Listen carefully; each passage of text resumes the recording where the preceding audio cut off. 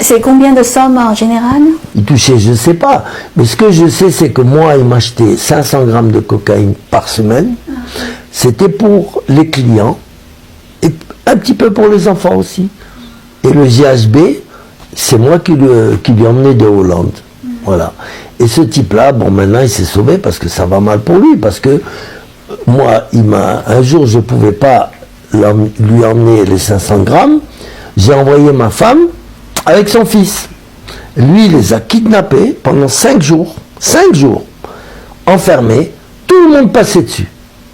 Tous les clients de l'hôtel, tous, chacun. Et parmi les clients, il y en avait un qui avait le sida. Et qui a donné le sida à mon fils et à sa mère. Et ils sont morts pendant que moi j'étais en prison. Et voilà. Donc c'est inoubliable tout ça. Mais après, il y a d'autres histoires sur l'adrénochrome. Les gens, ils pensent que c'est tout nouveau. Mais non, l'adrénochrome, ça existe depuis, en tout cas depuis 1940. Voilà, ça c'est sûr. Pouvez-vous nous expliquer qu'est-ce que c'est? Ah, mais ça, je le garde pour mon top 4. Ah. Si je vous le dis tout de suite, les gens ils vont...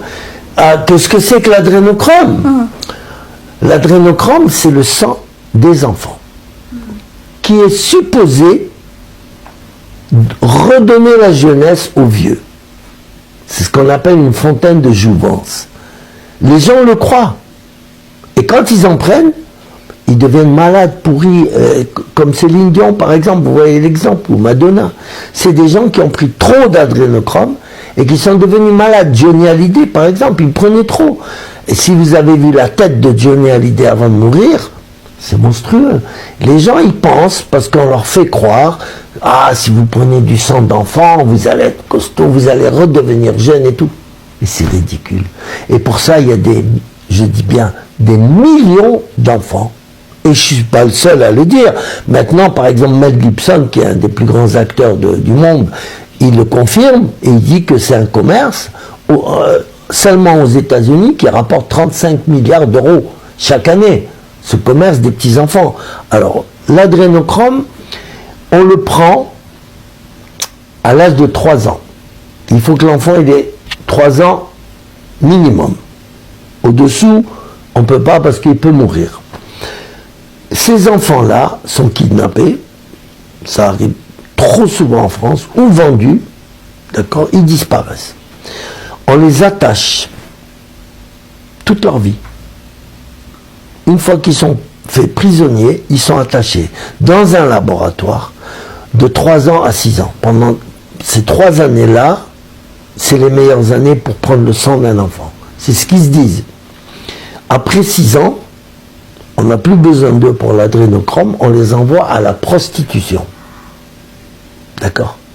Et une fois qu'ils ne servent plus pour la prostitution, parce que, voilà, ils ont trop fait, on les envoie aux satanistes.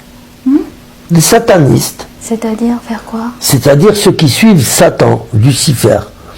Les francs-maçons, vous connaissez les francs-maçons? Ce sont des francs-maçons, des gens très riches, qui veulent des enfants. Mais après, ils ont une religion qui n'est pas la vôtre, qui n'est pas la mienne. Elle a été ma religion avant, c'est qu'on adore le diable. Moi, quand je prenais la cocaïne, j'adorais le diable, Lucifer, ou Satan, comme vous voulez. Et donc, dans ces religions-là, il y a, comme toujours, des sacrifices. Vous voyez? Des sacrifices. Si vous connaissez l'histoire des Vikings et tout ça, vous voyez bien que déjà chez eux, chez les païens, pas des chrétiens, des païens, il y avait toujours des sacrifices qu'on donnait à Dieu, soit des petits animaux, mais c'est mieux avec des petits enfants. Voilà. Donc il y a beaucoup d'enfants, quand ils ont vraiment, ils ne servent plus à grand chose, on les donne en sacrifice.